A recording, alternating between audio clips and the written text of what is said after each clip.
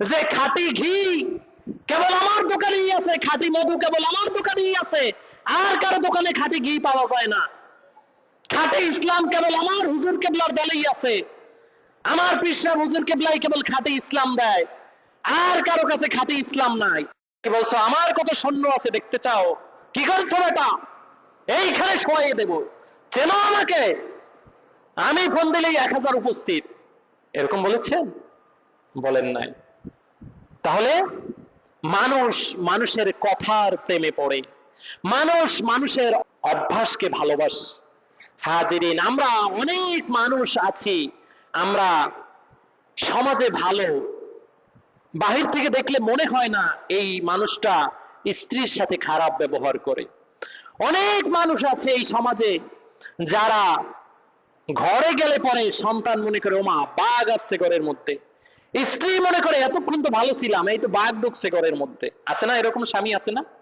বিশ্বাস করবে না যে এই লোক এইরকম কাজ করতে পারে, ঘরের মধ্যে গেলে স্ত্রীর সাথে এরকম ব্যবহার করতে পারে।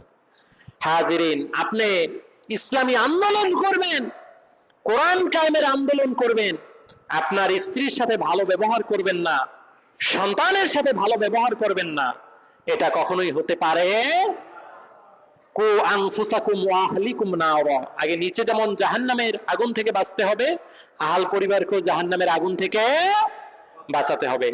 আমার ভালো ব্যবহার পাওয়ার, আমার সবার আগে এই পৃথিবীতে সব থেকে ভালো ব্যবহার পাবে আমার স্ত্রী আমার কাছ থেকে, এটা আমাদেরকে মনে রাখতে হবে। আমার স্বামী হিসেবে আমার কাছ থেকে সবার আগে ভালো ব্যবহার পাবে কে? আমার স্ত্রী। আবার একজন স্ত্রীও সব থেকে ভালো ব্যবহার পাবে তার স্বামী সবার আগে। অনেকে আছে যে এমন রুদ্ধ ব্যবহার করে যে নিজের দলের লোক ছাড়া আর কারোর সাথে ভালো ব্যবহার করে না। দেখবেন যে নিজের দলের লোক যদি হয় তাহলে সে যদি ফরজ ইবাদত নাও করে তবুও সে ভালো। নিজের দলের লোক বিয়ের দেনমোহর দেয় নাই, অত নিয়ে সমস্যা নাই, দেনমোহর দেওয়া নফল নাকি? বিবাহের দেনমোহর মোহরানা দেওয়া কি ফরজ? এটা যদি নাও দেয় আর দলের যদি নিজের দলের হয় তাহলে কি? তার কোনো সমস্যা নাই। অথচ যদি অন্য দলের হয় তাহলে সে যদি একটা মুস্তাহাব পালন না করে ওইটা নিয়ে বিরাট সমালোচনা শুরু হয়ে যায়। আমাদের মধ্যে এমন মন মানসিকতা রয়েছে যে খাঁটি ঘি কেবল আমার দোকানেই আছে, খাঁটি মধু কেবল আমার দোকানেই আছে, আর কারো দোকানে খাঁটি ঘি পাওয়া যায় না।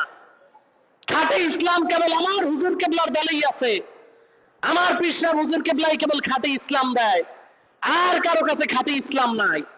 এ সমস্ত কথাবার্তা